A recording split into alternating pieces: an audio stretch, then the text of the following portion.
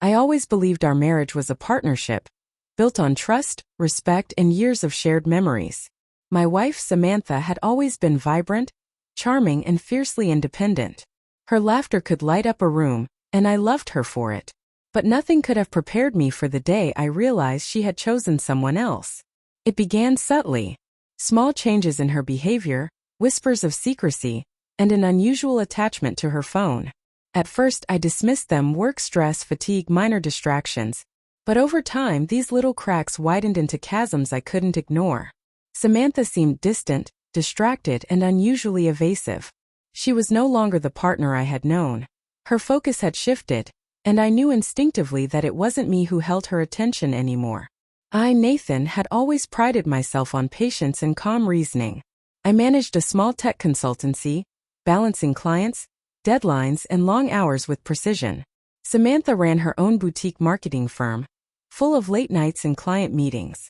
Our lives were busy but synchronized, until I sensed her priorities shifting, and my intuition screamed that someone else had moved into the space I once occupied in her heart. The revelation came in a message I accidentally glimpsed on her phone. A casual, flirty exchange with a man named Dylan. The familiarity, the innuendos, and the ease of their conversation hit me like a physical blow. This wasn't a fleeting crush.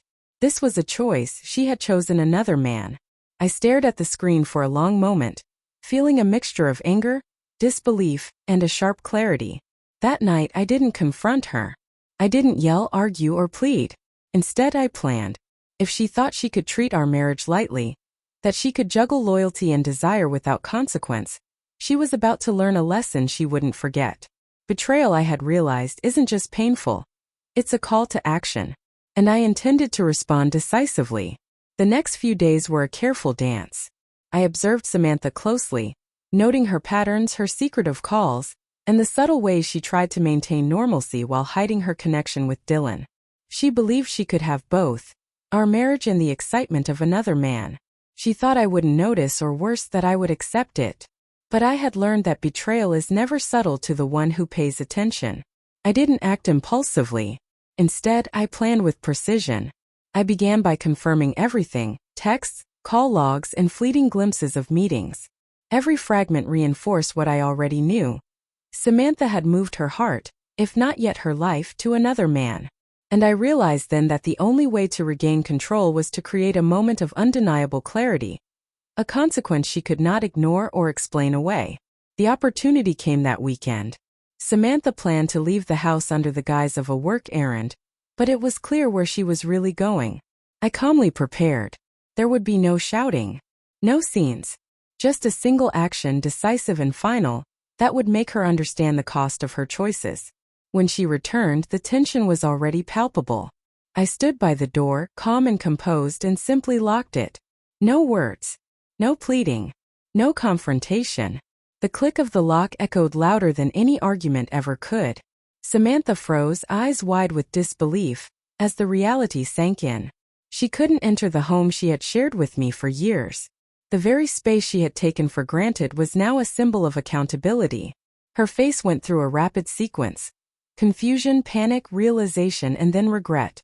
Dylan was irrelevant now. The thrill of her secret had evaporated in the stark clarity of her own actions. I didn't gloat, though. I didn't need to. The silence, the locked door, and the undeniable truth did all the work. For the first time, Samantha understood exactly what her choice had cost her. Not just me, but the trust, respect, and sanctuary of the life we had built together. By the end of the evening, it was clear. The power had shifted. I had regained control of my life, my home, and my dignity. The betrayal had been hers, but the response, measured, precise, and undeniable, was entirely mine. The morning after, the house was silent except for the faint hum of the city outside. Samantha sat on the porch steps, phone in hand, clearly realizing that no amount of excuses or pleading would open the door she had just been shut out of. I didn't rush to her. I didn't lecture or yell. I let her face the consequence of her actions fully, giving her the space to understand what she had lost: the trust, respect, and shared life that she had once taken for granted. I reflected on everything that had led to this point. The subtle signs I had noticed, the lies hidden behind her charm, the moments where she thought she could outmaneuver me. All of it culminated in this single decisive act. Betrayal, as painful as it is, exposes not just the flaws of the other, but the strengths we often overlook in ourselves. I realized that standing firm, acting deliberately, and reclaiming my dignity was far more powerful than any argument or confrontation could have been. By mid-afternoon, Samantha attempted to contact me repeatedly. Each call and message reminded her that the space between us was no longer negotiable. I ignored them all. My life, my home, and my choices were mine alone, and I intended to keep them that way. Dylan's name no longer held power. Samantha's thrill had dissolved in the weight of accountability. She had chosen another man over our marriage, and the reality of that decision now faced her unfiltered. In the following days, I began the slow process of moving forward. I didn't dwell on anger or resentment. Instead, I focused on clarity, self-respect, and building a life free from deception.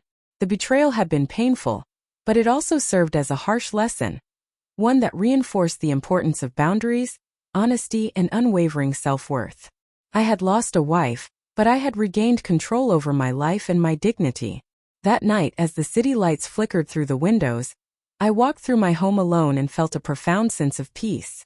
Betrayal had exposed the truth, but I had emerged stronger, wiser, and unshaken.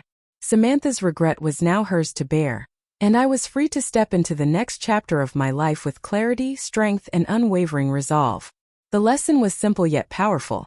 No one has the right to compromise your worth, and sometimes the most decisive action is letting the door close and walking forward.